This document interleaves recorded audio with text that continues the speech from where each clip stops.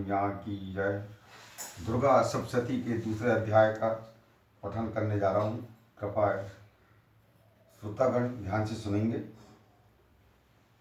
ऋषि बोलते हैं कि हे राजन, प्राचीन काल में देवी देवता तथा दैत्यों में पूरे 100 वर्ष तक युद्ध होता रहा। उस समय दैत्यों का स्वामी महिषासुर था एवं देवताओं का स्वामी कौन था? इंद्र। उस संग्राम में देवताओं की सेना महाबली दैत्यों से हार गई। तब सभी देवताओं को जीत करके महिषासुर इंद्र बन बैठा। हार खा करके सभी देवता इंद्र आदि ब्रह्मा जी को अग्रणी बना करके वहाँ गए जहाँ विष्णु तथा शंकर विराजित थे।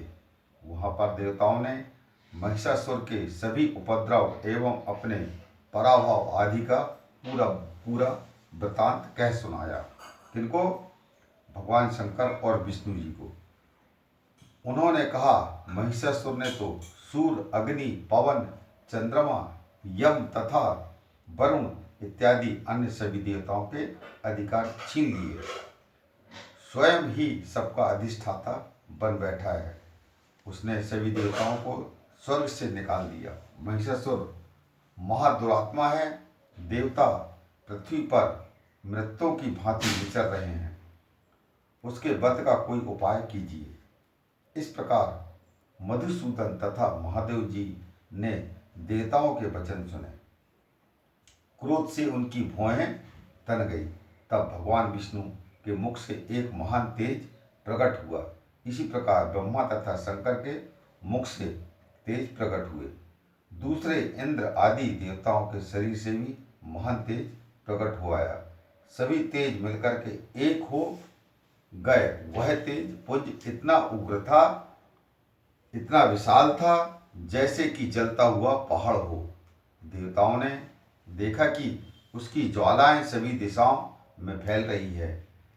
जब वह एक हुआ तो नारी के रूप में आ गया। उसके प्रकाश से तीनों लोक भर गए। महादेव जी के तेज से उसका मुख प्रकट हुआ। यम के तेज से उसके केश हुए। विष्णु जी के तेज से उस देवी की भुजाएं प्रकट हुई। चंद्रमा से दोनों स्तन, इंद्र के तेज से उसका कटी प्रदेश, वरुण के तेज से जंघा व उरु स्थल, पृथ्वी के तेज से नितंबों का प्रादुर्भाव हुआ।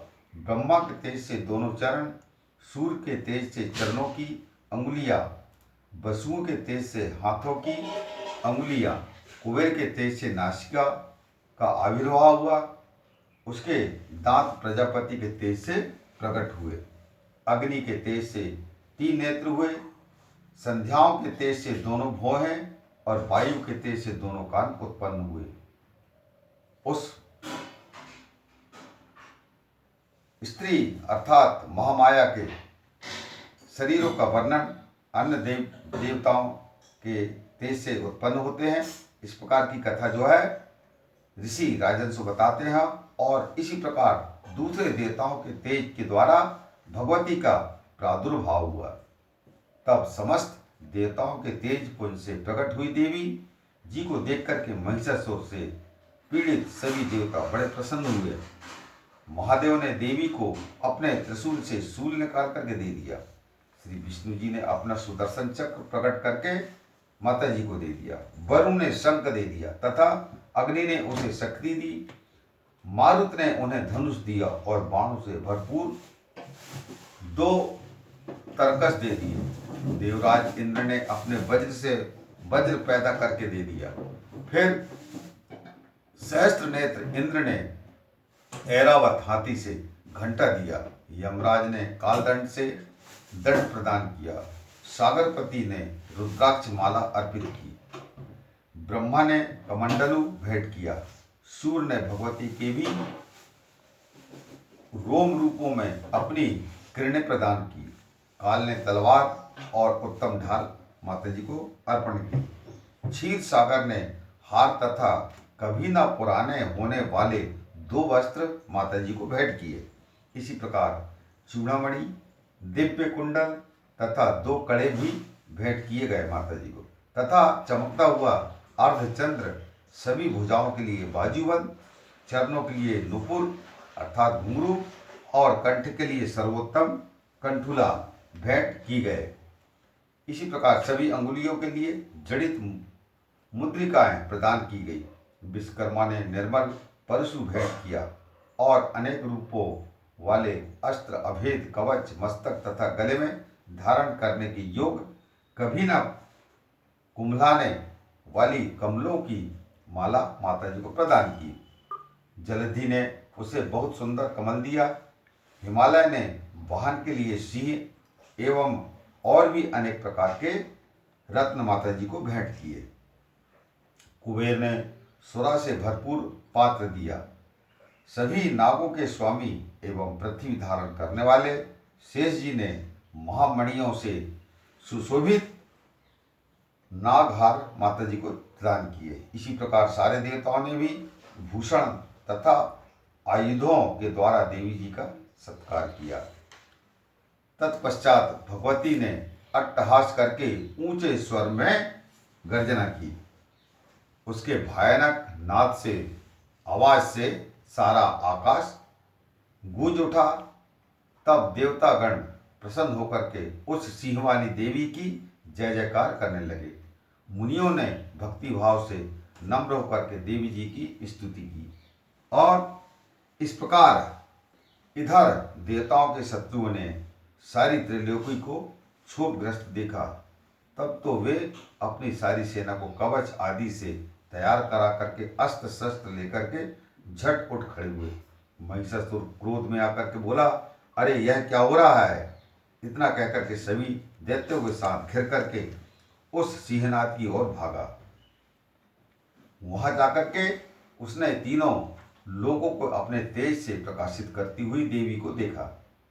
उस देवी के चरणों के भार से पृथ्वी दबी जा रही थी। माथे के किरीट अर्थात मुकुट से आकाश पर रेखाएं पड़ती जा रही थी।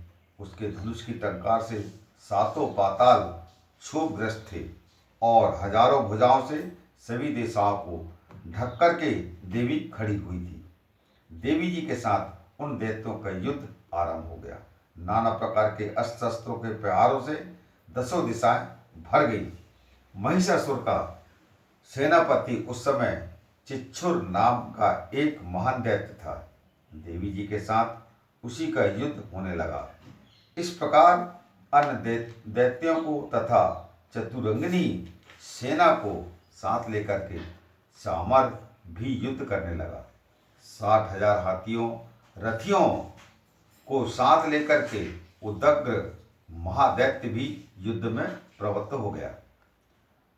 महाहनु दैत्य 5 करोड़ रथियों के साथ युद्ध में आ गया। 60 लाख रथियों से अव्रत बाष्कल दैत्य युद्ध में उतर पड़ा। पारिवादित दैत्य हाथी एवं घोड़ों के अनेकों सवारों के समूह से घिरा हुआ रथियों को साथ लाकर के देवी जी के साथ युद्ध करने लगा। उस रणांगन में स्वयं महिषासुर भी रथों, हाथियों और अश्वों की सेनाओं से घिरा खड़ा था। तोमर, भिंदीपाल, शक्ति, मूसल, परशु, पट्टिस, खंग आदि अस्त्रों से युद्ध में देवी जी के साथ युद्ध करने लगे। कुछ दैत्यों ने देवी जी पर शक्तियां छोड़ी एवं दूसरों ने पास फेंके। तब चंडिका देवी ने अस्त्र शस्त्रों की वर्षा करके उन्हें तोड़ डाला। इस प्रकार से मां भगवती और दैत्यों के बीच युद्ध चालू होता है। इधर देवी जी का वाहन सिंह भी क्रोध में आ गया। अपने गर्दन के बाल हिलाता हुआ दैत्यों की सेना में वह इस प्रकार घूमने लगा, सिंह जैसे कि वन में अग्नि फैलती जा रही हो। उस युद्ध भूमि में युद्ध करती हुई अंबिका ने जितने श्वास छोड़े वे ही झटपट सैकड़ों हजारों गणों के रूप में परिणित हो गए। प्रकट होकर के उन गणों ने खड़ग, भिंदीपाल, परशु, पट्टिस आदि शस्त्रों से युद्ध प्रारंभ कर दिया। देवी जी की शक्ति से वृद्धि पाकर के वे गण दैत्यों का नाश करने लगे। साथ में दूसरे गण नगाड़े, शंख तथा आदि बजाने लगे।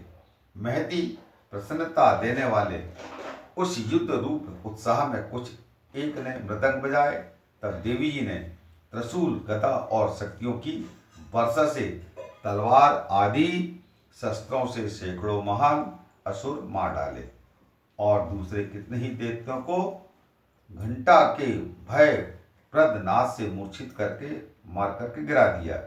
मरे दैत्यों को पास से बांध करके पृथ्वी पर घसीट डाला।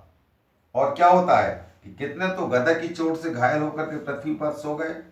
मूसलों को प्रहार से कई एक रुधिर बमन करने लगे एवं कई एक शूल द्वारा वक्षस्थल फट जाने से पृथ्वी पर सो गए। कितने एक देव दैत्य बाणों की वर्षा द्वारा युद्ध करते हुए प्राण छोड़ने लगे। कितने एक दैत्यों की भुजाएं कट गई, दूसरे की ग्रीवाएं छिन्न भिन्न हो गई। कई दैत्यों के सिर कट गए, कुछ मध्य से विदीर्ण हो गए। कुछ दैत्यों की जंघाएं कट गई, वह पृथ्वी पर गिर गए। और कुछ एक दैत्यों को तो एक भुजा, एक आंख और एक पांव वाला करके दो टुकड़े कर डाला। इस प्रकार से मार मार करके गिराए हुए रथी, हाथी, घोड़े एवं असुरों की लाशों के द्वारा जहां महायुद्ध हो रहा था, वहां की पृथ्वी इस प्रकार भर गई कि वहां का आना जाना कठिन हो गया। वहां सेना एवं असुरों के रुधिर बहने से रुधिर की बड़ी बड़ी नदियां बहने लगी।